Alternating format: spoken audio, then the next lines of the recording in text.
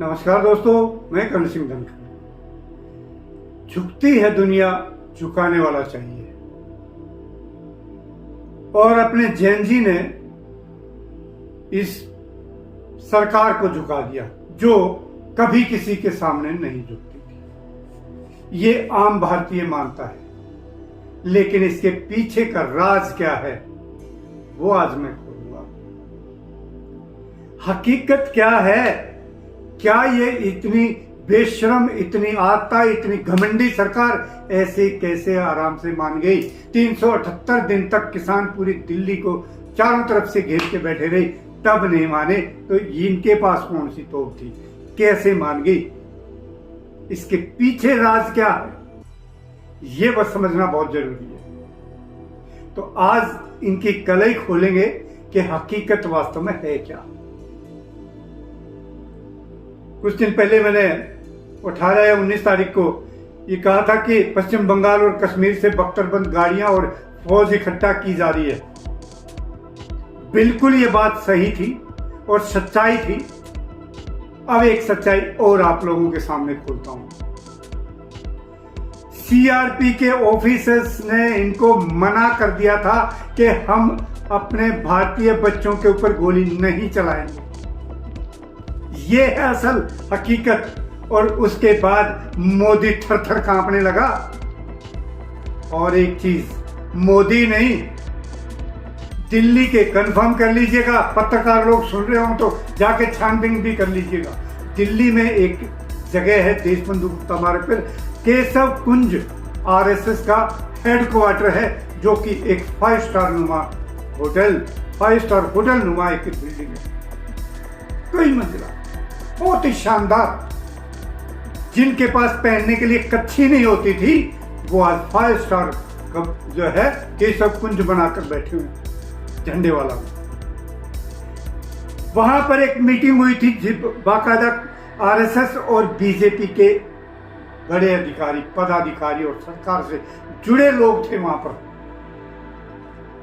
ये बात तय हुई कि अब अगर सीआरपी मना कर देगी और अगर फौज को कहा, फौज को बुलाया और फौज ने भी गोली चलाने से मना कर दिया, तो फिर क्या करेंगे? फिर तो इस्तीफा देना पड़ेगा। और वहीं से कालजा कांप गया इनका। और एक बात, अमित शाह कहां है? कहां है अमित शाह?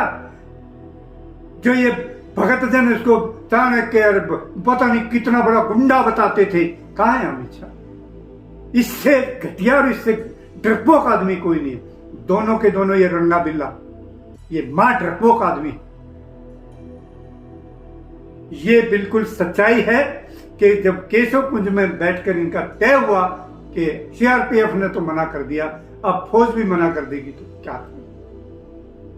इनके हाथ पांव फूले कब? जब 20 तारीख को वहां लाखों में खुद मौजूद था।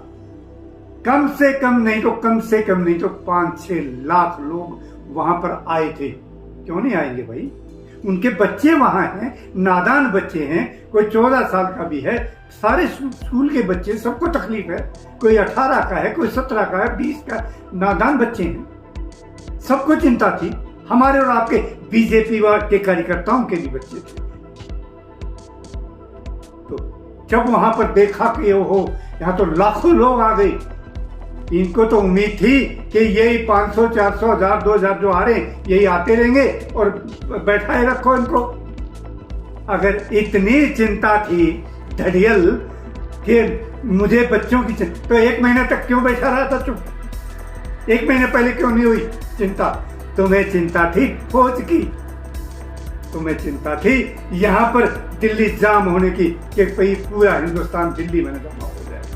ये मैं आपके अनशन और ये सारा संग्राम खत्म होने के बाद की समीक्षा बता रहा हूं और आगे की भी बता देता हूं। बात अभी यहां खत्म नहीं हुई है।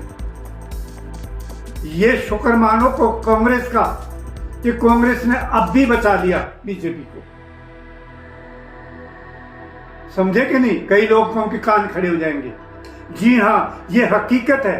कांग्रेस ने अब भी बचा लिया बीजेपी को। कैसे?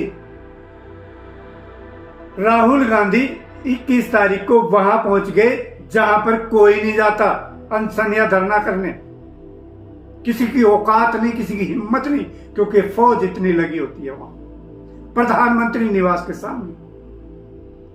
जब तक मोदी जी की इच्छा ना हो तब तक वहां पर कोई कितना बड़ा लाट साहब हो वहां पर पहुंच नहीं सकता उस गेट पर। ये दावा है मेरा। राहुल गांधी और कांग्रेस के लोग कैसे पहुंचे? क्या मोदी जी ने बुलवाया था उनको?